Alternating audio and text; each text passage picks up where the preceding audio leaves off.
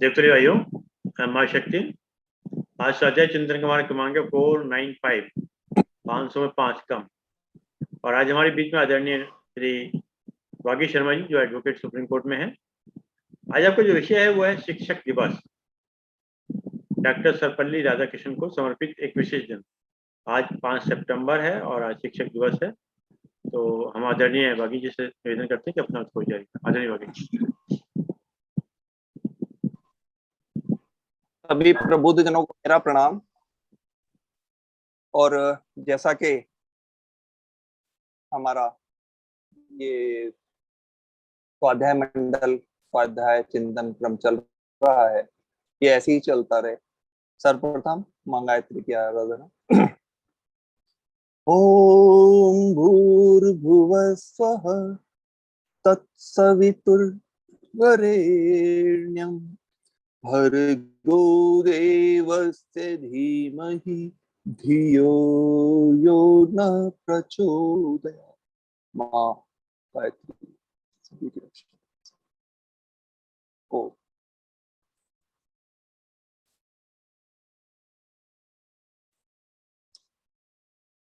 आज बहुत हर्ष का विषय है कि हम सभी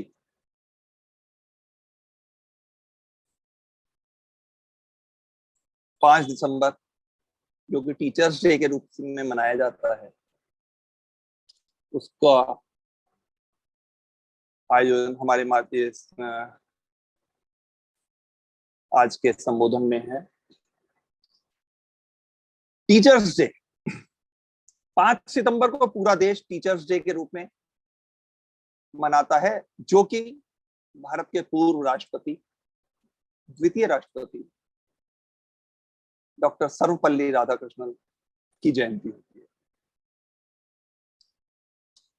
डॉक्टर सर्वपल्ली राधाकृष्णन पूर्व राष्ट्रपति, विद्वान, दार्शनिक और भारत रत्न से सम्मानित ऐसे विद्वान थे जिन्होंने अपनी पूरी जिंदगी अपने आप को सर्वप्रथम एक टीचर के रूप में माना।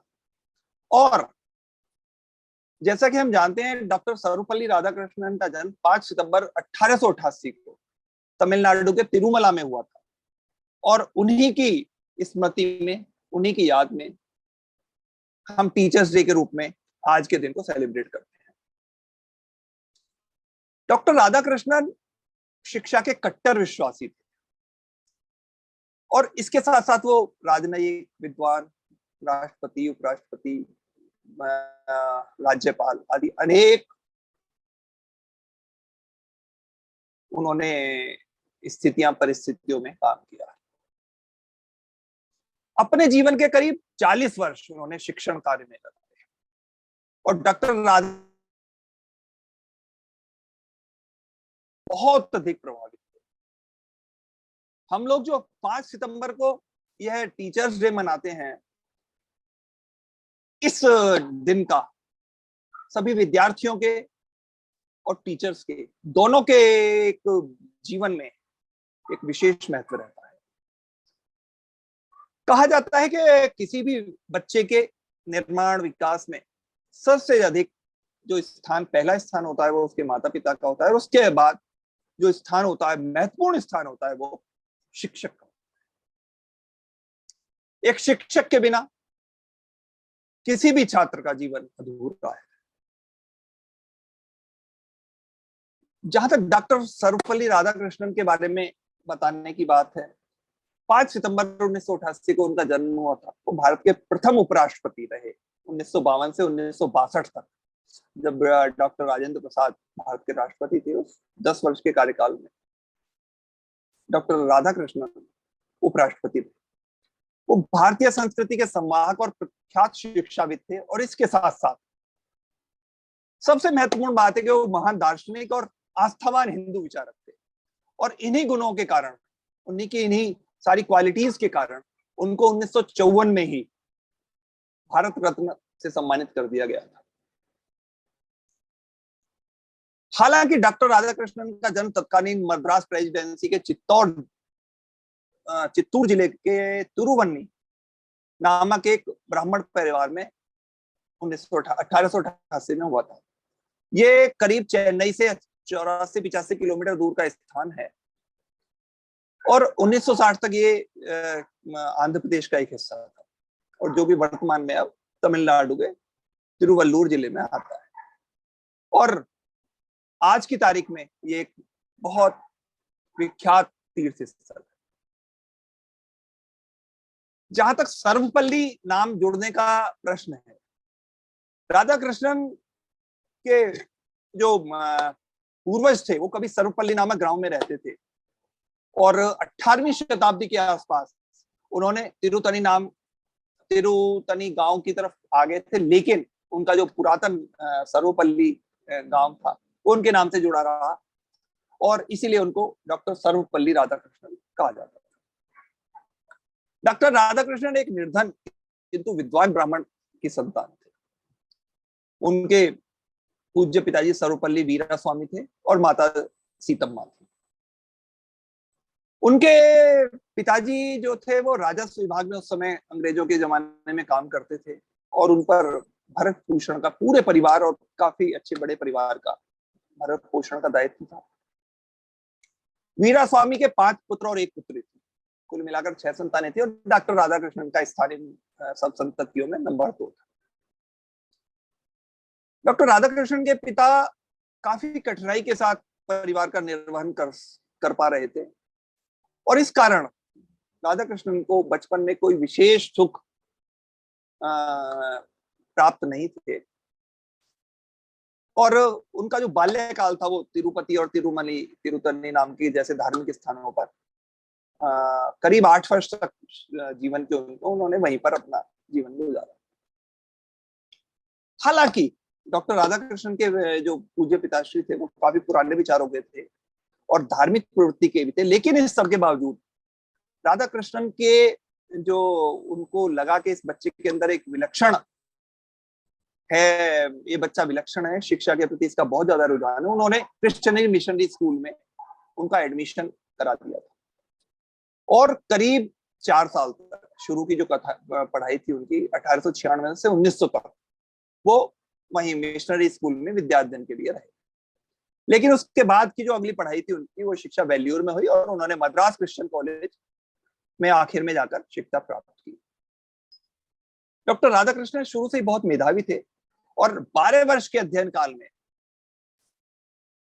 क्योंकि शुरू में उनको क्रिश्चियन मिशनरी स्कूल में दाखिल किया गया था, तो उन्होंने बाइबल के ऑलमोस्ट काफी जो महत्वपूर्ण अंश थे वो उनको सबको याद थे और इसके लिए वहां की जो क्रिश्चियन सोसाइटी थी उसमें विशेष सम्मान भी उनको दिया गया था। इसी के साथ साथ डॉक्टर राधाकृष्णन ने स्वामी विवेकानंद और उस समय के बाकी हिंदू विचारों की जो किताबें थी उनका अध्ययन किया और 1902 में उन्होंने मैट्रिक की परीक्षा उत्तीर्ण। मैट्रिक की परीक्षा अच्छे अंकों से उत्तीर्ण करने के बाद उन्हें छात्रवृत्ति मिली और 1905 में उन्होंने अगली परीक्षा प्रथम श्रेणी में प्राप्त कर ली। उसके बाद ग्रेजुएशन के लिए उन्होंने 1907 में बीए की जो परीक्षा थी कला स्नातक की वो भी प्रथम श्रेणी में उत्तीर्ण की और दर्शन शास्त्र में उनकी विशेष रुचि थी और इसमें ही उन्होंने विशिष्ट योग्यता डिस्टिंक्शन प्राप्त की। इस सब के साथ साथ उन्होंने मनोविज्ञान, इतिहास और गणित के विषय में भी, गणित आदि विषयों में भी काफी गूढ़ अध्ययन किया और बहुत रुचि से अध्ययन किया और इन्हीं सब अच्छे अंक प्राप्त करने के कारण उन्हें क्रिश्चियन कॉलेज मद्रास से छात्रवृत्ति भी मिलती थी। फिलोसफी यानी कि दर्शन शास्त्र में एमए करने के बाद 1918 में डॉक्टर राधाकृष्णन मैसूर महाविद्यालय में दर्शन शास्त्र के पहले सहायक प्राध्यापक नियुक्त हुए और बाद में उसी कॉलेज के वो प्राध्यापक भी नियुक्त किए गए थे। पढ़ने पढ़ाने के साथ साथ डॉक्टर राधाकृष्णन ने अपने लेखों और भाषणों के माध्यम से संपूर्ण विश्व में भारतीय दर्शन और दर्शन शास्त्र का परिचय कराया और सारे विश्व में उनके लेखों की विशेषकर दर्शन शास्त्र से रिलेटेड लेखों का बहुत प्रशंसा की जाती है। जैसा कि उस समय की परिपाटी थी बचपन में ही बहुत ज्यादा ब्राह्मण परिवारों में विशेषकर कम उम्र में ही विवाह संपन्न हो जाते थे और इसलिए राधा कृष्णन भी इसका अपवाद नहीं रहे थे। 1988 में जन्म हुआ था और 1903 में करीब 14 वर्ष की आयु में उनका विवाह शिवा कामू नामक कन्या के साथ हो गया, जो उस समय 9-10 साल की। 3 वर्ष बाद गोना होने के बाद वो अब उनकी पत्नी उनके साथ रहने लगी। यहां पर एक बात विशेष ये है कि उनकी पत्नी शिवा कामो ने परंपरागत रूप से कोई शिक्षा ग्रहण नहीं की थी, लेकिन हिंदी और तेलुगु और अंग्रेजी पर उनका बहुत अच्छा अधिकार था। वो अच्छी तरह से इन सब भाषाओं को लिख पढ़ सकती थी। और 1908 में राधा कृष्णन दंपति को एक संतान के रूप में पुत्री की प्राप्ति हुई, जिसका नाम उन्होंने सुमित्रा रखा। पहली पुत्री सुमित्रा। और इसके बाद अगले ही वर्ष उन्होंने एमए की परीक्षा उत्तीर्ण कर ली और इसका विषय भी, जैसा कि उनकी रुचि थी, दर्शन शास्त्र रहा। आप ये देखिए कि उस समय के जो माहौल था, उस समय के जो स्थितियां परिस्थितियां थी, उनमें शिक्षा प्राप्त करने के लिए के दौरान या पढ़ाई के दौरान जहां उनका लेखन भी चलता रहा और अपनी व्यक्तिगत अपनी आपूर्ति के लिए, अपने खर्चों के लिए वो बच्चों को ट्यूशन पढ़ाने का कार्य करते थे। और जब 1908 में उन्होंने एमए की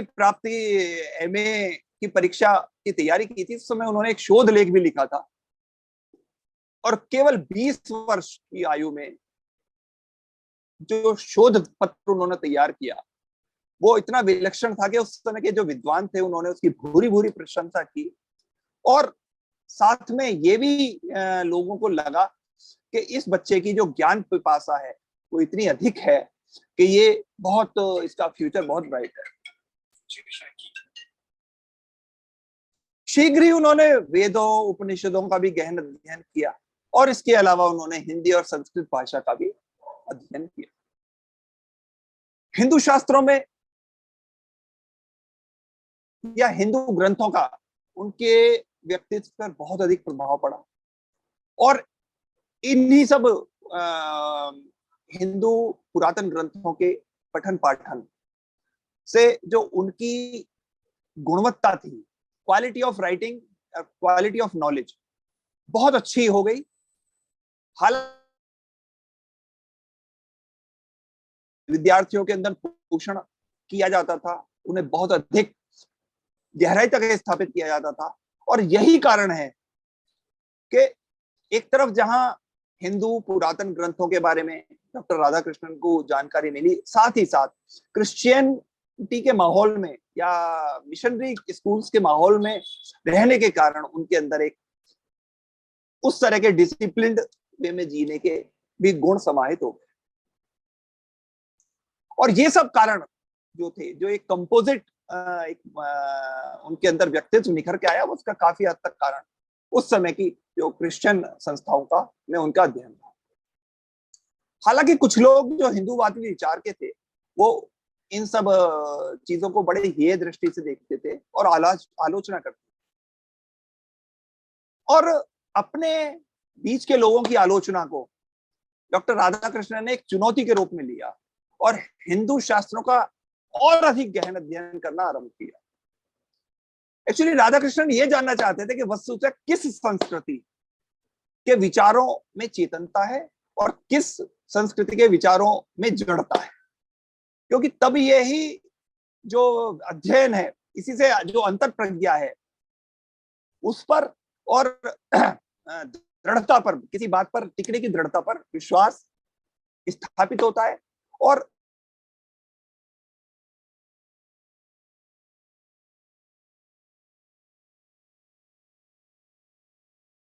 भी उनके विचारों से अवगत होते रहे और उनके बारे में, राधा कृष्णन के बारे में उनकी एक राय बनती चली गई। और इस सब अध्ययन के दौरान राधा कृष्णन ने तुलनात्मक रूप से ये भी जान लिया कि भारतीय जो अध्यात्म है वो बहुत समृद्ध है और जो क्रिश्चियनिटी या जो मिशनरीज हैं वो भारतीय अध्यात्म की जो आलोचनाएं करती हैं उनका कोई आधार नहीं है। और भारतीय जो आधार है या भारतीय जो पौराणिक चीजें हैं या जो भी अध्यात्म है वो बहुत अधिक समृद्ध है। डॉक्टर राधाकृष्णन ने जब ये विचार निकाला कि भारतीय संस्कृति, धर्म, ज्ञान और सत्य ये ही किसी भी व्यक्ति को सच्चा संदेश देते हैं, तो इसके बारे में जब उन्होंने बहुत अधिक प्रचार प्रसार और इसकी व्याख्या की तो उन्होंने देखा कि जो मानव का जीवन है बहुत छोटा है, लेकिन इसमें जो खुशियां हैं वो बहुत व्याप्त है, अनिश्चित है, बहुत खुशियां हैं। हालांकि मृत्यु भी एक अटल सच्चाई है जो इर्रेस्पेक्टिव ऑफ एवरीथिंग, गरीब हो या अमीर, ग्रामीण हो या शहरी, सबको अपना ग्रास बनाती है और किसी प्रकार का वर्ग या भेद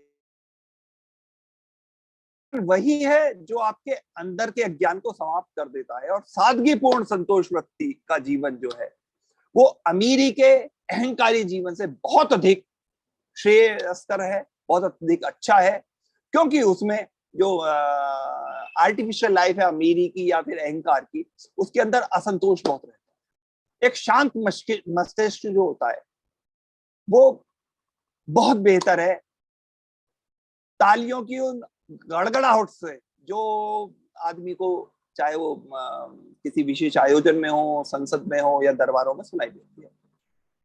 हालांकि ये भी एक सत्यता है कि इसी कारण या इसी तरह के वैचारिक जो ज्ञान है उसी के कारण डॉक्टर राधाकृष्णन भारतीय संस्कृति के नैतिक मूल्यों को समझने में सफल रहे और उन्होंने ये परखा कि जो मिशनरीज हों या फिर और जितने भी ये स्थान हैं, इनकी जो आलोचनाएं हैं वो भारतीय व्यक्तित्व को, भारतीय दृष्टांत को, भारतीय अध्यात्म को किसी भी तरह नहीं डिगा सकती।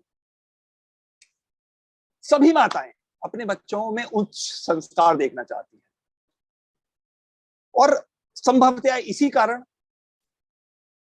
प्रत्येक मां अपने बच्चे को ईश्वर पर विश्वास रखने, पाप से दूर रहने, मदद करने का पाठ पढ़ाती है। डॉक्टर राधाकृष्णन ने यह भी जान लिया कि भारतीय संस्कृति में सभी धर्मों का आदर करना सिखाया जाता है और सभी धर्मों के लिए समता का भाव है। इसी कारण हिंदू संस्कृति विशिष्ट है और भारतीय संस्कृति को विशिष्ट पहचान बनाने का पहले उन्होंने स्वयं प्रयास किया। जब वो कंफर्म हो गए तो उन्होंने काफी नजदीक से उसे देखा और उसका फिर स्वच्छंद रूप से प्रचार और प्रसार किया। डॉक्टर राधाकृष्णन का जीवन दर्शन बिल्कुल अलग था। वो समूचे विश्व को, केवल देश को नहीं, संपूर्ण विश्व को एक विश्वविद्यालय मानता। उनका मानना था कि शिक्षा के द्वारा ही मानव मस्तिष्क का सदुपयोग किया जा सकता है और विश्व को एक ही इकाई मानकर संपूर्ण विश्व में संस्कारित शिक्षा का पाठ पढ़ाना चाहिए। ब्रिटेन में एक बार एडिनबरा विश्वविद्यालय में उन्होंने अपना एक भाषण दिया था। उसमें उन्होंने एक बहुत छोटी सी बात की थी। उन्होंने कहा था कि मानव को एक होना चाहिए, मानव को एक होना चाहिए क्योंकि मानव इतिहास का संपूर्ण लक्ष्य मानव जाति की मुक्ति, मानव इतिहास का संपूर्ण लक्ष्य मानव जाति की मुक्ति तभी संभव है जब विभिन्न देशों की नीतियों का आधार पूरे विश्व में शांति की स्थापना का प्रयत्न हो।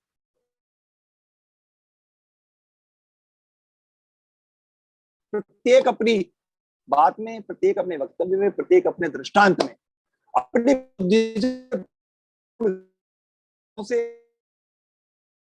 से और हल्की फुल्की बातों से छात्रों को मंत्रमुग्ध करने का सदा प्रयास किया। उच्च नैतिक मूल्यों को अपने आचरण में उतारने के लिए वो सदा अपने विद्यार्थियों को प्रेरित करते थे। वो जिस भी विषय को पढ़ाते थे सबसे पहले उसका गहन अध्ययन करते थे, तब उसके बारे में अपना वक्तव्य देते थे। अब देखिए, फिलॉसफी जैसे गंभीर विषय को भी वो अपनी शैली से, फिलॉसफी को जनरली माना जाता है कि ये बड़ा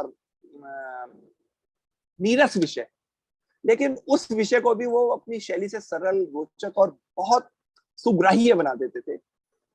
और क्योंकि उनके विद्यार्थी, उनके साथ में रहने वाले, उनके स्टाफ वाले सब उनको इतना अधिक प्रेम, इतना अधिक आदर सम्मान देते थे कि उनके जन्मदिन को इसीलिए शिक्षक दिवस मनाने के रूप में माना गया। फिलॉसफी के लेक्चरर के रूप में उन्होंने 1909 में केवल 21 वर्ष की उम्र में मद्रास प्रेसिडेंसी कॉलेज में पढ़ाना शुरू कर दिया था। और ये उनका, वो कहते हैं कि ये मेरा सौभाग्य था कि उसके अनुकूल उन्हें आजीविका प्राप्त हुई। यहाँ उन्होंने करीब 7 वर्ष तक अध्यापन का कार्य किया, लेकिन इसके साथ साथ उन्होंने भारतीय दर्शन और धर्म की गहराइयों का भी अध्ययन करता है। उस समय के जो गवर्नमेंट के रूल्स है वो कुछ चेंज हुए और उसके लिए एक ये कंडीशन इंपोज की गई कि कोई भी व्याख्याता या लेक्चरर को पढ़ाने के लिए, अध्यापन के लिए उसको टीचिंग का एक प्रशिक्षण भी प्राप्त करना चाहिए। 1910 में डॉक्टर राधाकृष्णन ने शिक्षण का प्रशिक्षण लेने के लिए मद्रास में एडमिशन ले लिया। मजे की बात है, उस समय उनका जो लेक्चरर का वेतन था वो करीब 37 रुपए था। दर्शन शास्त्र विभाग के तत्कालीन प्रोफेसर जो और लोग थे, राधा कृष्णन के दर्शन और शास्त्रीय ज्ञान से बहुत अभिभूत थे और उन्होंने उन्हें दर्शन शास्त्र की कक्षाओं में अनुपस्थित रहने की अनुमति प्रदान कर दी। बोले ठीक है, आप अनुपस्थित रह सकते हैं, लेकिन इसके बदले में उन्होंने एक शर्त ऐसी रखी जो राधा कृष्णन जी के लिए वरदान साबित हुई। सभी लेक्चरर्स ने उनसे कहा कि हम आपको अनुपस्थित रहने की तो अनुमति कक्षाओं से दे देते हैं, लेकिन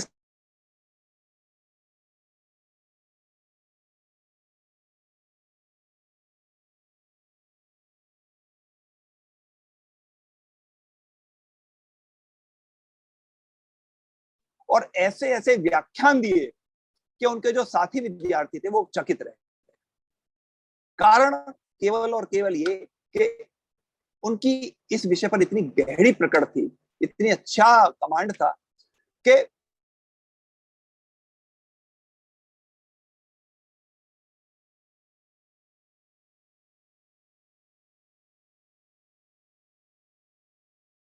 उन्नीस सौ 12 में डॉक्टर राधाकृष्णन की मनोविज्ञान के आवश्यक तत्व नाम से एक लघु पुस्तिका प्रकाशित हुई।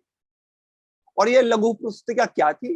वो वही पुस्तिका थी जो उन्होंने कक्षा में अपने विद्यार्थियों को या अपने साथियों को दिए व्याख्यान थे, उनका एक संग्रह था। और इस पुस्तिका के द्वारा उनकी ये योग्यता प्रमाणित हो गई कि प्रत्येक पद की या प्रत्येक कैलिबर की व्याख्या करने के लिए उनके पास शब्दों का अतुलनीय भंडार है और उनकी स्मरण शक्ति विलक्षण है। Excuse me.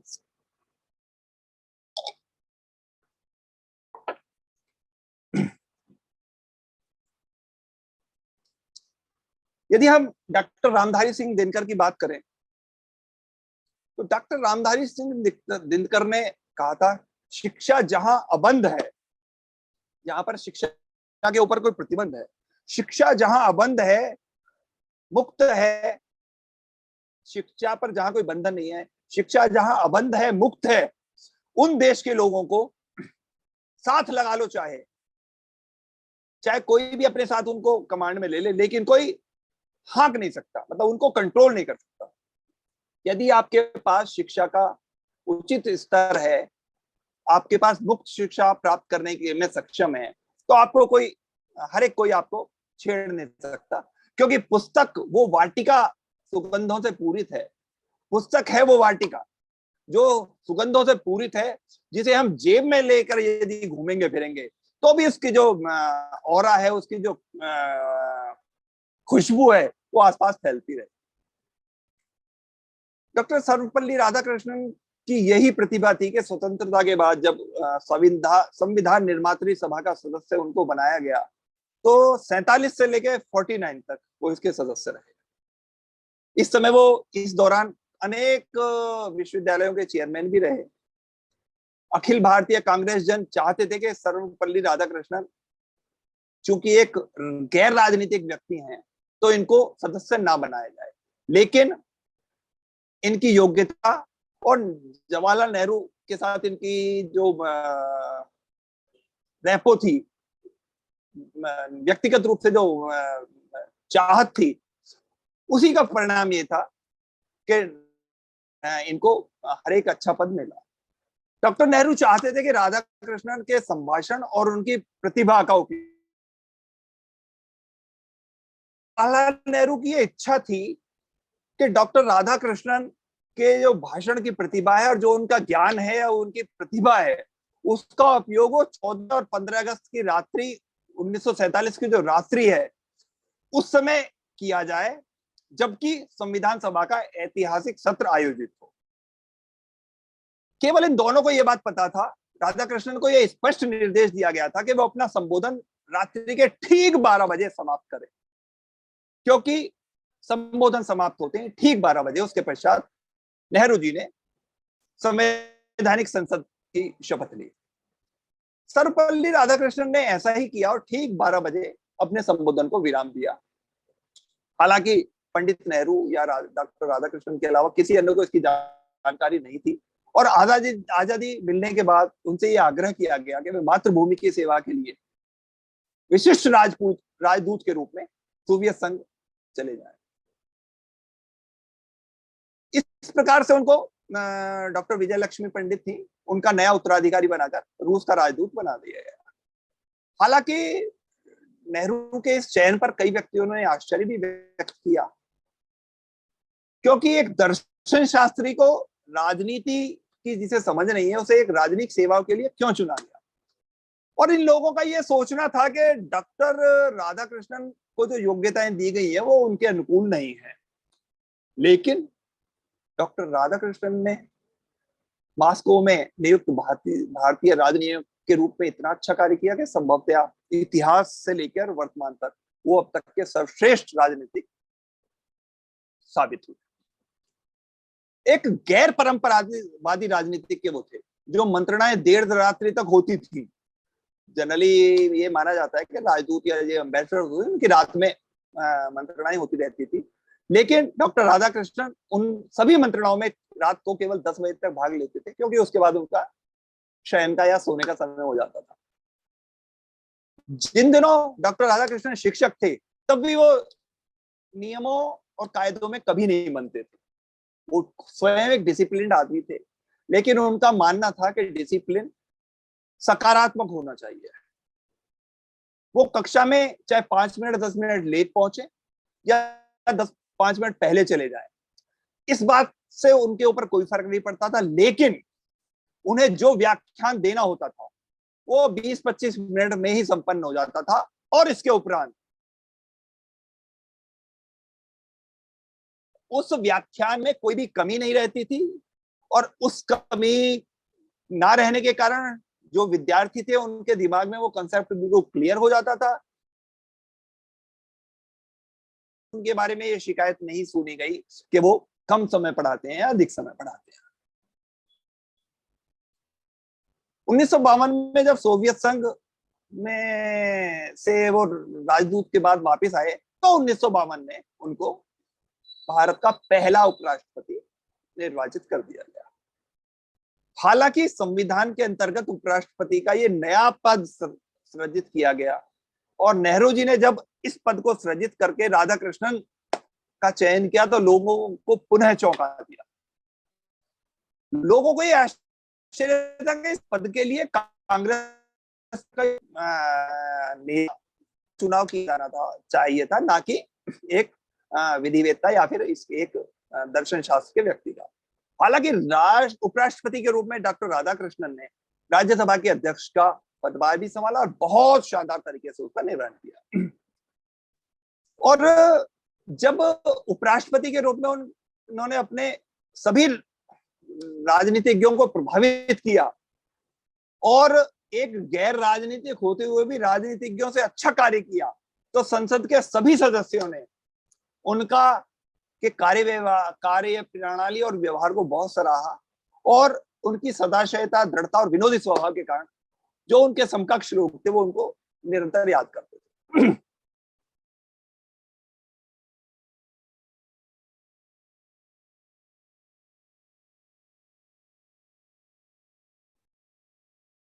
प्रथम उपराष्ट्रपति और द्वितीय उपराष्ट्रपति डॉक्टर राधाकृष्णन का जन्म 5 सितंबर को मनाया जाता है शिक्षक दिवस के रूप में, और इस दिन समस्त देश में भारत सरकार द्वारा श्रेष्ठ शिक्षकों को भी पुरस्कार दिया जाता है।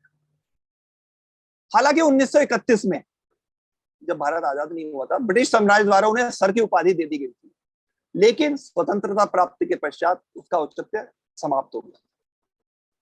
जब डॉक्टर राधाकृष्णन उपराष्ट्रपति बन गए और स्वतंत्र भारत के प्रथम राष्ट्रपति डॉक्टर राजेंद्र प्रसाद ने 1954 में उनके ज्ञान प्रणाली और उनकी उपलब्धियों के लिए सर्वश्रेष्ठ अलंकरण भारत रत्न को 1954 में प्रदान किया।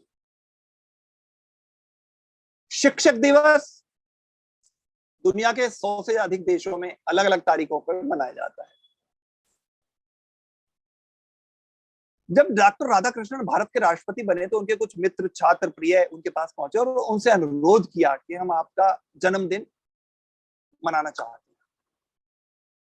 तो डॉक्टर राधाकृष्णन ने उत्तर दिया कि मेरे जन्मदिन को कुछ अलग करने की बजाय आप 5 सितंबर को शिक्षक दिवस के रूप में मनाए, तो ये मेरे लिए सौभाग्य का विषय होगा।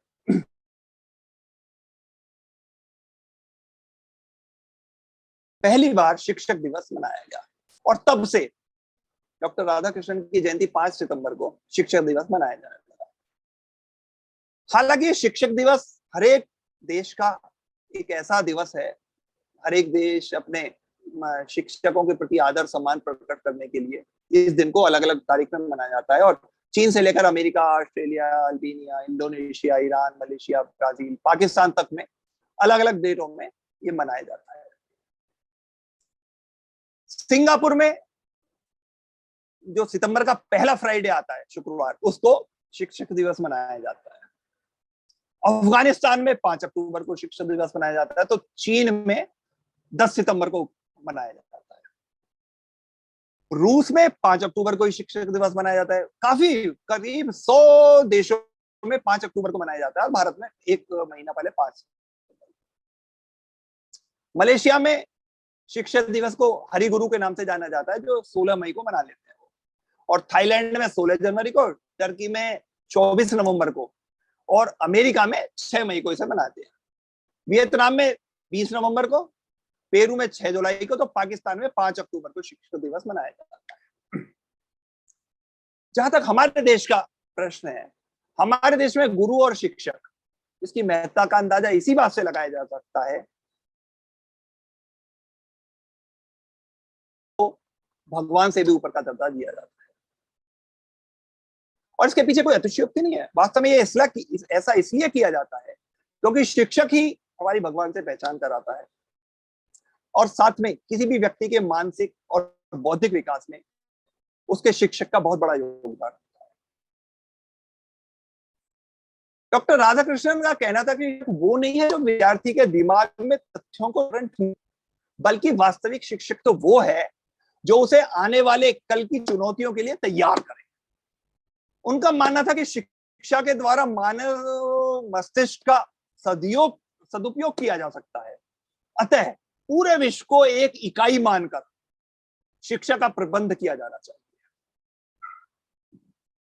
इस विषय में क्या कहें, हमारे महान दार्शनिक कवि कबीर ने कहा था कि गुरु बिन ज्ञान न उपजे, गुरु बिन मिले न मोक्ष, गुरु बिन लखे न सत्य को, गुरु बिन मिले न दोष।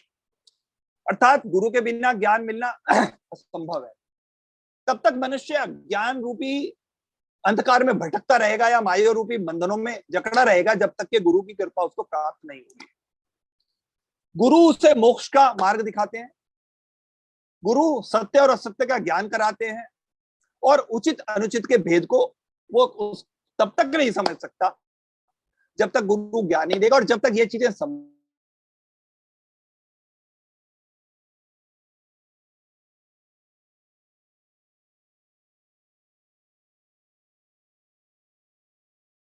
व्यक्तित्व है जो आपको सच्ची राह दिखाएंगे। डॉक्टर सर्वपल्ली राधाकृष्णन का एक और मानना था, उनका मानना था कि देश के जो सर्वश्रेष्ठ दिमाग वाले लोग हैं उनको शिक्षक बनाना चाहिए। ये आप एक अतिशयोक्ति ना मान के कितना कंट्राडिक्टरी है कि डॉक्टर राधाकृष्णन के जो पूज्य पिताश्री थे वो उनको अंग्रेजी पढ़ने या स्कूल में जाने के खिलाफ थे और वो उनको हिंदू अध्यात्म सिखाकर पुजारी बनाना चाहते थे। लेकिन वही है वही जो राम रचि राखा को सकत बढ़ावे साखा। गुरु समान दाता नहीं, याचक शीश समान, तीन लोक की संपदा सो दीनी गुरुदार। मतलब गुरु के समान कोई देने वाला नहीं है और शिष्य के समान कोई याचक नहीं होता, क्योंकि पूरे तीनों लोगों की जो संपत्ति है उससे भी बढ़कर ज्ञान है जो गुरु हमको देते हैं।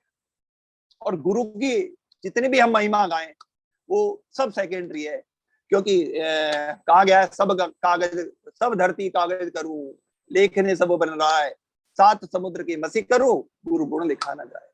हम सारी पृथ्वी को कागज और सारे जंगल की लकड़ी को कलम बना लें, सातों समुद्रों को की जो हम गुरु की महत्ता को का बयान नहीं लिख सकते। पंडित जवाहरलाल नेहरू राधाकृष्णन के सबसे करीबी दोस्त थे। उन्होंने डॉक्टर राधाकृष्णन के बारे में कहा था कि कई क्षमताओं से डॉक्टर राधाकृष्णन ने देश की सेवा की है, लेकिन सबसे बड़ी जो क्षमता है उनकी वो एक शिक्षक की है, जिनसे उन्होंने हम सबको पढ़ाया है और सिखाया है। हालांकि वो एक महान दार्शनिक, महान शिक्षाविद और महान मानवतावादी थे और ऐसे व्यक्ति को राष्ट्रपति के रूप में सम्मान देना या उसको इस पद पर नियुक्त कराना हमारा एक विशेष अधिकार है। और जिस तरह हम प्रत्येक सम्मानित व्यक्ति को सर्वश्रेष्ठ सम्मान देना चाहते हैं, उसी प्रकार हर एक व्यक्ति जो इतना सम्मानित है उसको सम्मान मिलना भी चाहिए। उनका यह भी कहना था कि जो शिक्षक दिवस का दिन है ये शिक्षकों के सम्मान और आभार प्रकट करने का दिन है। पूरे देश में सभी स्कूल, कॉलेज, इंस्टीट्यूशनल और कोचिंग सेंटर्स में इस दिन राधा कृष्णन जी को याद भी किया जाता है और अपने अपने शिक्षकों के प्रति भी सब अपना सम्मान व्यक्त करते हैं।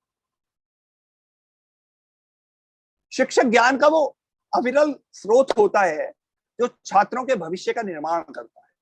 जिस प्रकार पौधे की शाखाएं एक ही वृक्ष का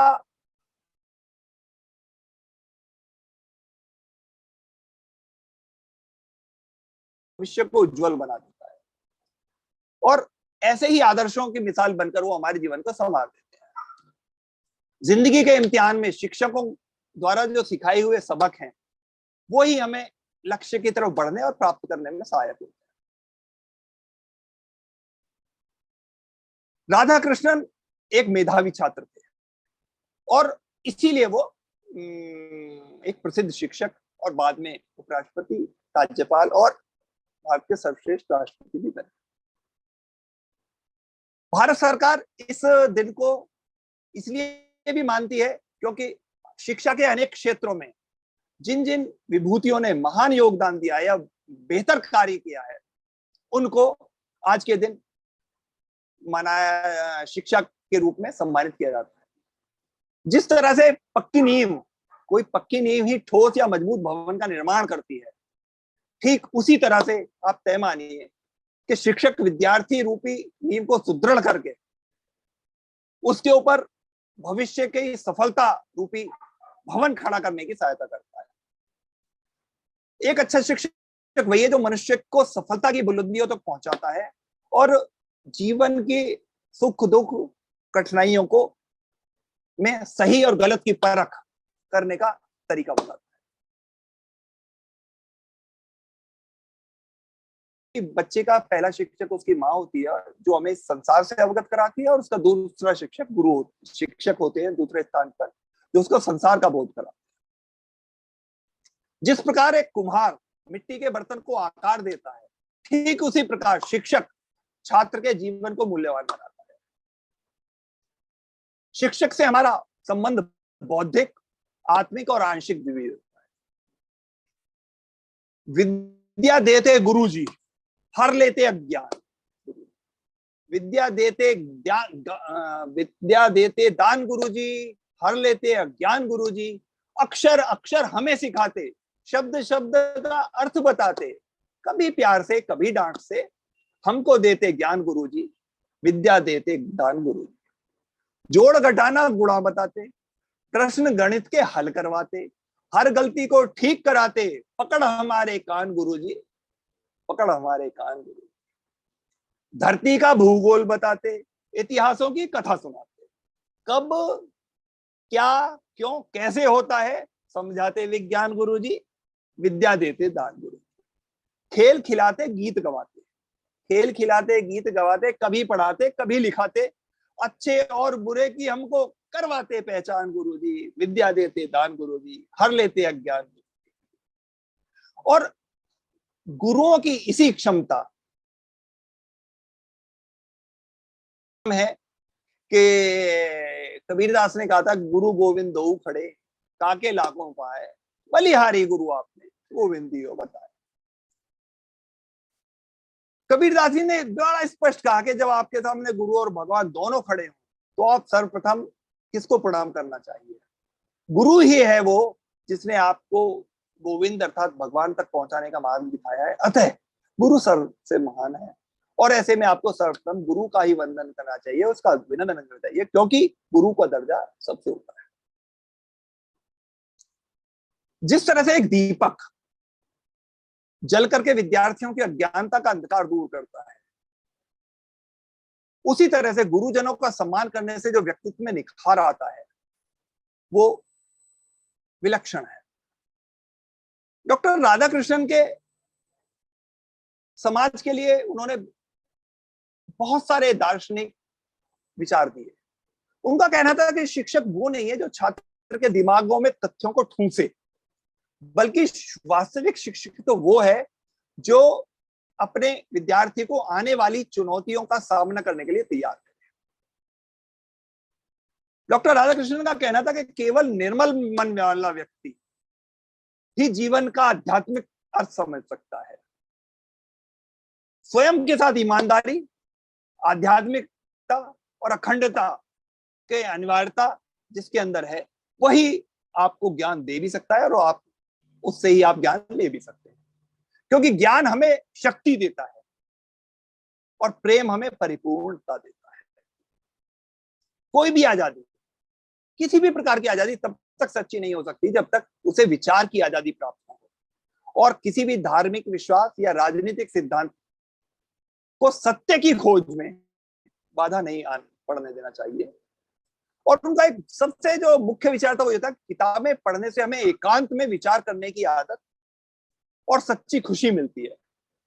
किताबें पढ़ने से हमें एकांत में विचार करने की आदत और सच्ची खुशी मिलती है, क्योंकि पुस्तकें ही वो साधन है जिनके माध्यम से हम विभिन्न संस्कृतियों के बीच पुल का निर्माण करते हैं। भारत की स्वतंत्रता के बाद शिक्षा, विशेष रूप से महिला शिक्षा और उनके सशक्तिकरण में महात्मा ज्योतिबा फूले और सावित्रीबाई फूले का बहुत बड़ा योगदान था। महाराष्ट्र में रहने वाले, पुणे में रहने वाले ज्योतिराव फूले ने एक समाज सुधारक, समाज बोधक और समाज सेवी, लेखक और दार्शनिक के रूप में और शिक्षा के प्रथम शिक्षक के रूप में एक तरह से माना जाए तो बहुत काम किया। समाज के सभी वर्गों को शिक्षा प्रदान करने के वे प्रबल समर्थक थे और भेदभाव के विरुद्ध थे। उनका मूल उद्देश्य यह था कि स्त्रियों को शिक्षा का अधिकार प्रदान कराना चाहिए। उन्होंने बाल विवाह का विरोध इसीलिए किया और विधवा विवाह का समर्थन किया कि यदि शिक्षा महिला को मिल जाएगी तो उसको अच्छी बुरी सींचने की शक्ति मिलेगी। फूले ने समाज की कुप्रथा, अंधशक्ति, अंधभक्ति, अंधश्रद्धा आदि के जाल से मुक्त कराने के लिए स्त्रियों को शिक्षा प्राप्त कराने का एक अधिकार दिलाने की वकालत की और उन्होंने कन्याओं के लिए कन्याओं के लिए देश में पहली पाठशाला पूना में ज्योतिबा फुले ने बनाई। ज्योतिबा फुले उस समय की जो महिलाओं की स्थिति थी दयनीय, उससे बहुत अधिक व्याकुल और दुखी रहते थे, और उन्होंने ये सोच रखा था कि मैं महिलाओं के शिक्षा के लिए कुछ ना कुछ जरूर करूंगा। उन्होंने अपनी पत्नी सावित्रीबाई फुले को स्वयं शिक्षा प्रदान की और उन्हें इतना काबिल बनाया कि सावित्रीबाई फुले भारत की पहली महिला अध्यापिका थी। वो पहली महिला शिक्षक, समाज सुधारिका और कवित्री भी थी। उनके पति ज्योतिराव फुले ने महिला शिक्षा और स्त्री शिक्षा के विषय में बहुत काम किया। 1852 में उन्होंने बालिकाओं के लिए एक स्कूल बनाया और पहले बालिका विद्यालय की वो पहली प्रिंसिपल बनी और पहले किसान स्कूल की संस्थापक थी। उस समय ज्योतिबा फुले को महाराष्ट्र और भारत में सामाजिक सुधारों के लिए तो जाना ही जाता था, लेकिन उस सबसे ज्यादा उनको मलीन और दलित जातियों के शिक्षित करने के रूप में, प्रथम शिक्षक के रूप में जो उन्हें स्थान दिया गया उस समय के जो वैचारिक लोगों द्वारा, वो एक महान था। हालांकि सामाजिक मुश्किलें उस समय की ऐसी थी कि जब सावित्रीबाई फुले अपने स्कूल जाती थी, रास्ते में जो उस समय के जो लोग थे बिरादरी वाले, वो उन्हें पढ़ने रोकते थे, उनके ऊपर गंदगी कीचड़ फेंकते थे। लेकिन सावित्रीबाई फुले ने जो अपना दृढ़ प्रतिज्ञा की हुई थी एक अच्छी शिक्षिका के रूप में, वो उन्होंने सदा अपने साथ रखी। वो अपने कपड़े, एक जोड़ी कपड़े अपने साथ बैग में लेकर जाती थी, और जब वह स्कूल पहुंच जाते थे वो अपने उतार, जो गंदगी वाले कपड़े उनके ऊपर फेंके जाते थे उनको वो उतार के वहां से हट जाती थी। एक महिला प्रिंसिपल के रूप में, पहली महिला प्रिंसिपल के रूप में उन्होंने जो काम किया, बाल में वो विद्यालय चलाना कितना मुश्किल रहा होगा आप खुद समझ सकते हैं, क्योंकि उस समय लड़कियों की शिक्षाओं के लिए बहुत पाबंदियां थी। लेकिन उसके बावजूद भी उन्होंने न केवल स्वयं शिक्षा प्राप्त की, बल्कि उन्होंने शिक्षा के क्षेत्र में लड़कियों और महिलाओं को आगे बढ़ाने का जो काम किया वो उनके प्रणम्य है। हमारे जीवन में माता पिता के बाद क्योंकि शिक्षक का अधिक महत्व है, तो जो महत्व है उसके बारे में कुछ बातें ये कही जा सकती हैं कि बच्चों के भविष्य को शिक्षक सजाता है, ज्ञान के प्रकाश को शिक्षक जलाता है, सही गलत के फर्क को शिक्षक बताता है, शिष्यों को सही शिक्षा शिक्षक ही दे पाता है, ऊंचे शिखर पे शिष्य को शिक्षक चढ़ाता है, बच्चों के भविष्य में और निखार लाता है। शिष्य को कभी शिक्षक नहीं ढाल बनाता है, असफल होते हुए कार्यों में भी वो अफसोस जताता है, क्योंकि शिक्षक ही समाज का उत्तम ज्ञाता है। बच्चों के भविष्य को शिक्षक सजाता है, ज्ञान के प्रकाश को शिक्षक जलाता है। और इस बारे में यही कहा गया है कि गुरु कुम्हार तो शिष्य खड़ा है। हम कभी मिट्टी को हमने वैसे नहीं देखा। अब अंतिम उद्बोधन के रूप में आज मेरे पास एक मैसेज आया था, मैं उन उद्गारों को आपके सामने अंत में पेश कर रहा हूं। हमने कभी मिट्टी को वैसे तो नहीं देखा, लौंदे के रूप में, पानी ये मुझे देखना पड़ रहा है जरा, लेकिन ये जरूर देखा कि जब कुम्हार के मोहल्ले में से हम निकलते हैं तो जो हमारे पास पहुंचता है, जो उस समय हम देखते हैं, तो वो कुम्हार एक घड़े को ठोक पीट कर सुंदर आकार दे रहा होता है। जब वो कुम्हार उसको घड़े को पीट रहा होता है तो हम कर उससे कहते हैं कि भाई इतने जोर से मत ठोको अन्यथा ये फूट जाएगा। तो कुम्हार कहता है कि मालिक इसे अंदर से हमने हाथ का सहारा दे रखा है, इसलिए बाहर से तो केवल बाहर से चोट मार रहे हैं, जिसका इसका सुंदर आकार बिल्कुल गोलाकार बनता है।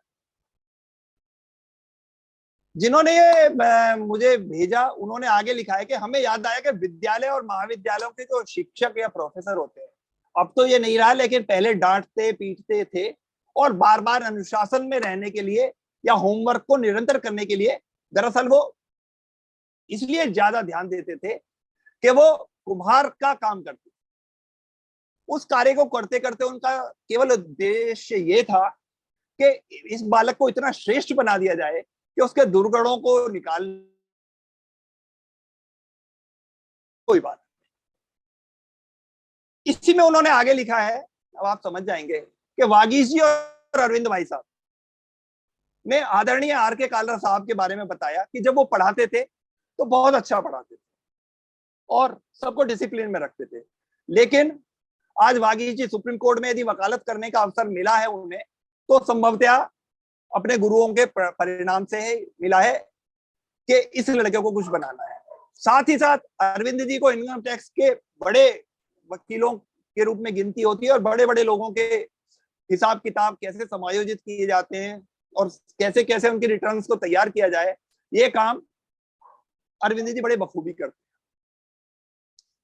डॉक्टर कालरा को संभवतः ये मालूम नहीं होगा कि कौन क्या बनेगा, क्या करेगा अपने जीवन में, लेकिन अपने जीवन काल में उन्होंने जो कुछ किया है वो संभवतः एक कुम्हार के रूप में उन्होंने कार्य किया है और जिसका तो सहारा भी उन्होंने पूरा दिया है कि इस बच्चे को मैं ऐसा बनाऊं कि जो ये ना तो टूटे और ऐसा भी ना हो कि स्कूल से भाग जाए।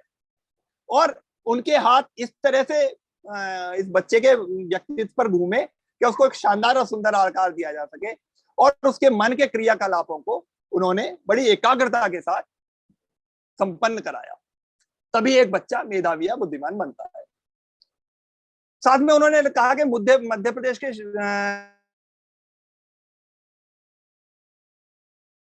निर्माता है।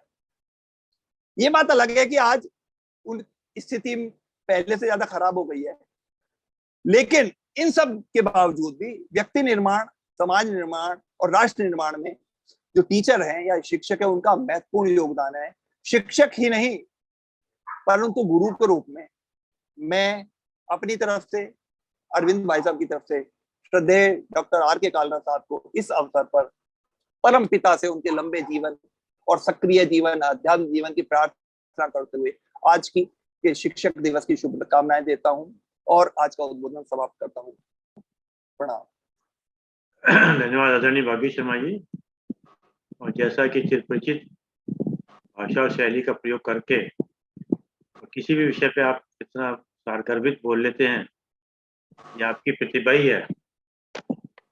और आपने सही कहा कि शिक्षा जो है, और आज ये सोचने का विषय है कि क्या वास्तव में शिक्षा और विद्या दोनों में क्या अंतर है। अंत में फिर दो शब्द आदरणीय आपके काला सब देंगे, मैं सबको अनम्यूट करता हूँ और ठीक है अनम्यूट कर देता हूँ। वागीश जी अति उत्तम, बहुत आनंद आया, इतना अच्छा, इतना बिल्कुल हम अपने बचपन में पहुंच गए। क्योंकि ज्यादा शिक्षा की बात अगर लोग भी हैरान हो जाएंगे कि ऐसे ऐसे शिक्षकों ने हमें रास्ता दिखाया है और जो भी हम सीखे हैं, ठीक है, वो आपने जैसे कह रहे हैं पहले माता पिता से, अपने वंशज से सीखते हैं, पुनर्जन्मों के संस्कार। अब लेकिन शिक्षकों का बहुत रोल। आज ही मैंने सुबह अपने एक प्राध्यापक जो अभी जिंदा है, 98 ईयर्स के हैं, हमें इंग्लिश और भूगोल पढ़ाते थे, उनको मैंने भेजा तो उनका फोन आया। गुरबचन सिंह जी हैं 98 ईयर्स के, तो देवदत्त जी देव, मैं कहा आप मुझे जी मत बोलिए, नहीं नहीं हमें आप पे बहुत गर्व है। तो बहुत आनंद आया, वो तो हर बार यूं करते हैं। और सर्वपल्ली राधाकृष्णन जी के बारे में तो जितना बोला जाए, उनकी जो प्रशंसा की जाए बहुत कम है। मैंने कई दिन पहले एक वीडियो भी देखा था, वो शायद जर्मनी से ना कहीं ट्रेन से आए, वो लंदन में आना था, तो क्वीन एलिजाबेथ उसको लंदन में उन्हें लेने गई थी और उनको अपनी क्वीन बुकी में बकिंगम पैलेस में, ये एक ही मेरा गेस्ट था जो बकिंगम पैलेस में उनको ठहरवाया था। ये डॉक्टर सर्वपल्ली राधाकृष्णन को ये डिस्टिंक्शन है, उनको बकिंगम पैलेस में ही रखवाया था। और इनकी मैंने बहुत किताबें पढ़ी हैं। डॉक्टर इनकी कॉलेज में मैं था, 67 68 की बात है, तो कोई किताब मुझे नाम तो याद नहीं आ रहा, तो उसमें मुझे कुछ किसी चीज का डाउट हुआ था। उनका सर्वपल्ली राधाकृष्णन जी ने मुझे कहा है कि इस संदर्भ में आपका डाउट खत्म हो जाएगा, फलाना फलाना बुक पढ़े। तो उन्होंने मुझे वो बुक रिकमेंड की थी। मैं ये देखिए कि एक साधारण विद्यार्थी का एक उत्तर उन्होंने दिलवाया और मुझे गाइडेंस दी, भाई इसके जाओ, अगर आप उत्तर चाहते हैं चीजों का तो आप ये फलाना फलाना बुक पढ़िए। तो हम सब बहुत भाग्यशाली हैं कि हमारे देश में ऐसे ऐसे स्पेशली राष्ट्रपति, एक्चुअली डॉक्टर शंकर दयाल शर्मा भी थोड़े उनसे नीचे हैं, लेकिन उनका स्तर भी कोई कम नहीं था। लेकिन सर्वपल्ली राधाकृष्णन जी का तो कोई जवाब ही नहीं है, और उनके बारे में इतना सुन के बहुत आनंद आया, मन गदगद हो गया, और ऐसे लग रहा है कि हमें भी कोई आशीर्वाद दे रहा है, कहीं से आ रहा है, ऐसे आशीर्वाद मिलना शुरू हो गया, ऐसे एक आभास सा हो रहा है। बहुत बहुत धन्यवाद आपका, बहुत आनंद आया। नहीं, आप साहब भी सर कुछ कहना चाह रहे हैं? साउंड बोलो आगे जी सुनने के लिए। नहीं, मैं तो थोड़ा सा आज लेट ज्वाइन किया, मैं कहीं बाहर था, भागता भागता मैं भागीरथी जी का उद्बोधन सुनने को, आखिरी में कोई गाना भी सुनने को मिलेगा, गाना रहेगा, इन्होंने कविता भी डाल दी इनका गला गड़बड़ है इसलिए। बट आज के उद्बोधन में इनका जो कलेक्शन ऑफ फैक्ट्स है ना, वो बड़ा मजा है। जैसे आज पहली बार मेरे को पता लगा कि कोई इंटरनेशनल टीचर्स डे नहीं है। अक्टूबर मना रहा है, कोई 10 सितंबर मना रहा है, कोई 5 सितंबर मना रहा है, हर कंट्री अपनी कंट्री में एक अलग डेट को मना रहा है। This fact was really unknown to me till date. यही मैं कहता हूँ, अगर हम लोग जूम मीटिंग में बैठते हैं तो कहीं ना कुछ एडिशन हमारे में होता है। कोई एक आदमी जो बोलता है वो वाकई में मेहनत करता है, वो फैक्ट्स इकट्ठा करता है और लाकर फैक्ट्स आपके सामने रख देता है, और उसमें से कितना आप ले पाते हो ये आपके ऊपर डिपेंड करता है। तो आज 2-3 चीजें इन्होंने इस तरीके से बताई जिनकी पर्सनालिटी के बारे में तो खैर क्या कहना। मैं तो एक और नाम लेना चाहूंगा, उन्होंने शंकर दयाल शर्मा जी का नाम लिया, APJ Abdul Kalam. He was a teacher through out his life. पता नहीं उन्होंने शिक्षा, उन्होंने कभी प्रोफेशनली टीचर नहीं रहे, लेकिन वो he was always teaching the students, always guiding the students, और उनका अंत भी पढ़ाते पढ़ाते ही एक प्लेटफॉर्म पे, एक स्टेज पे लोगों को, स्टूडेंट्स को एड्रेस करते करते ही expired. He was a great teacher of his life. तो आप विभूतियों को देखिए जिन्होंने इस लोगों को गाइड करने में या लोगों को आगे बढ़ाने में मदद किया, जिन्होंने दिया है। जैसे आपने कल बात देवता वाली बात कही थी, देवता तो वही है जो देता है, हम लोग तो सब भीख मांगे भीख ले रहे हैं। तो जो शिक्षा क्या, वो हमेशा देता है, शिक्षा देता है। आप एक भिखारी की तरीके बस झोली फैलाए रहिए, आपकी झोली में भरता जाएगा। आपकी कैपेसिटी होनी चाहिए तो शिक्षा ग्रहण करने की। आज जी सभी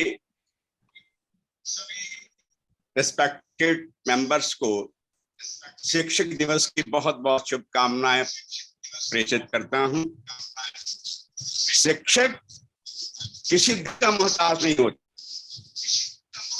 जैसे पितृ दिवस, मातृ दिवस, फ्रेंडशिप डे, आपको कोई बंद करा दीजिएगा एक को। हाँ जी, आज वेस्टर्न कल्चर के हिसाब से friendship day, parents day, father's day, mother's day वगैरह शुरू हो गए हैं, बेशक वैलेंटाइन डे वगैरह। तो टीचर जो है किसी दिन का मोहताज नहीं, टीचर हमेशा ही टीचर है, और हर व्यक्ति में असीम संभावनाएं हैं आगे बढ़ने की, और उनकी लिमिट स्काई, आकाश। हर कोई व्यक्ति आगे बढ़ सकता है, पर जैसे शिक्षक यही कोशिश करता है कि उसके अंदर की जो टैलेंट्स हैं, जो छिपी प्रतिभाएं हैं, उनको निकाल करके सामने लाया जाए। कई मौकों पे को करिकुलर एक्टिविटीज वगैरह, डिबेट्स, मॉक ड्रिल वगैरह कराए जाते हैं। उनका पर्पस यही होता है कि जिस किसी व्यक्ति के अंदर छिपी प्रतिभाएं हैं उनको सामने लाया जाए। तो टीचर को एक दिन दे करके सिर्फ इसलिए एक उसका उत्साह बढ़ावर्धन किया जाता है कि आने वाली पीढ़ियां भी कम से कम याद रखें कि टीचर का कोई महत्व जो है वो किसी भी तरह से कम नहीं है। जैसे वागीश ने कहा कि गुरु कुम्हार शिष्य कुंभ है, कि कुम्हार है गुरु, जिस तरह से उन मिट्टी को लेता है, उसके बाद घड़ा बनाता है, घड़ा बनाते हुए चोट मारता है लेकिन अंदर हाथ रखता है।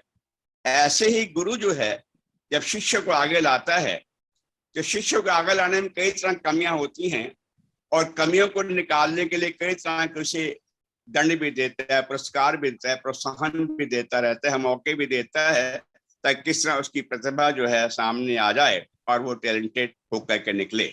ऐसा होता भी है। हमारे वागीश जी अपने आप में एग्जाम्पल हैं, अरविंद शर्मा जी एग्जाम्पल हैं। तो भाव यह है, एक तो टीचर, फिर फिलॉसफी का। हमारे यहाँ जो इंडियन फिलॉसफी वेदांत दर्शन है, वेदांत दर्शन को पढ़ने के बाद दारा शिकोह ने जब उसको पढ़ा, इतना पसंद किया कि उसके बाद उसका ट्रांसलेशन कराया, जर्मन में हुआ। तो जर्मन फिलोसोफर शोपेनहावर का यह मानना था कि मेरी जिंदगी का सबसे बड़ा जो शांत करने वाला मौका है, जो मेरा सौभाग्य है, वो यह है कि मैंने भारतीय दर्शन में वेदांत को पढ़ा है। तो वेदांत भी गुरु की महिमा पर हमेशा जोर देता रहता है। और वो गुरु दर्शन जो हुआ करता था, वो नीचे बैठ गुरु उसके शिक्षा दिया करते थे। तो वही सिलसिला पहले हमारे यहाँ प्राइमरी स्कूल में चला करता था कि सामने शिष्य बैठे, गुरु उनका अपने भाव प्रकट कर रहा है। तो चाहे कोई सी फील्ड रही हो, अध्यात्म की फील्ड रही हो या सामाजिक आगे बढ़ने की फील्ड रही हो, हर फील्ड में गुरु का रोल अपने आप में जो है बड़ा महान होता है। और गुरु को हम हमेशा प्रणाम करते हैं। मुझे आज भी खुशी है, सौभाग्य है मेरा कि मेरे एक गुरु जिस वक्त 95 साल के हैं, डॉक्टर जेडी जैन साहब, सहारनपुर में अभी ही स्टिल अलाइव, और वो अपना स्कूल चलाते हैं और धार्मिक कार्यों में हिस्सा लेते हैं, अभी भी एक्टिव हैं। मैं उनको भी नमस्कार भेजता हूँ। तो आप सब ने वागीश जी को सुना। वागीश जी की विशेषता यह है, जैसे नैब साहब ने कहा, कि वो कहीं ना कहीं से इतना मैटर, बेशक मैटर अवेलेबल है, गूगल करने बहुत कुछ मिल जाता है, पर टू द पॉइंट बोलने के लिए इकट्ठा करना मैटर, उसके बाद उसको फैक्शन प्रोड्यूस करना, जो कि इकट्ठा हो जाना और बात है। उस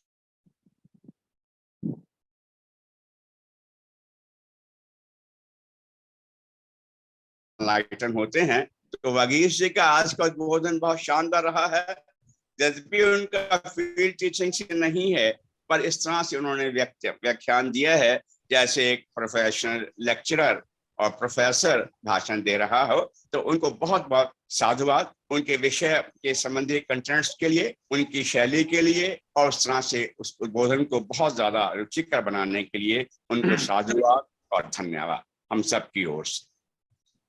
धन्यवाद आदरणीय प्रोफेसर डॉक्टर आर के कालो साहब, धन्यवाद आदरणीय वागीश शर्मा जी, आपने समय निकाल के समय दिया। और जैसे कि एक विचार के साथ और 3 बार उनके साथ अपनी बात समाप्त करते हैं। आज का विचार, जीवन की शुरुआत में सब कुछ आपको प्रेरित करता है।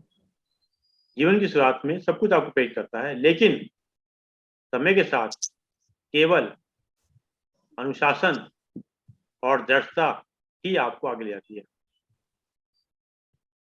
लेकिन समय के साथ केवल अनुशासन और दृढ़ता ही आपको आगे ले जाती है। इंसान की अच्छाई पर सब खामोश रहते हैं, इंसान की अच्छाई पर सब खामोश रहते हैं, लेकिन चर्चा अगर उसकी बुराई पर हो तो गूंगे भी बोल पड़ते हैं। आइए 3 बार उनको चरण करते हैं।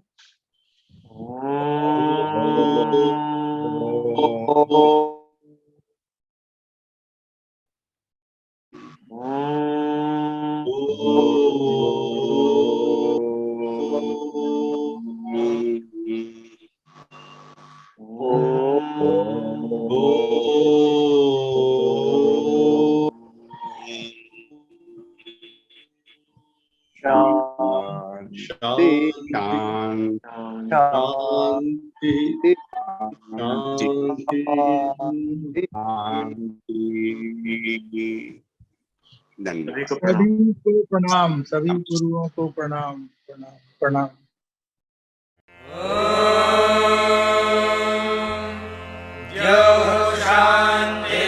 शान्तिरन्तरिक्षं शान्तिः, पृथिवी शान्तिरापः शान्तिरोषधयः शान्तिः, वनस्पतयः शान्तिर्विश्वे देवाः शान्तिर्ब्रह्म शान्तिः, सर्वं शान्तिः शान्तिरेव शान्तिः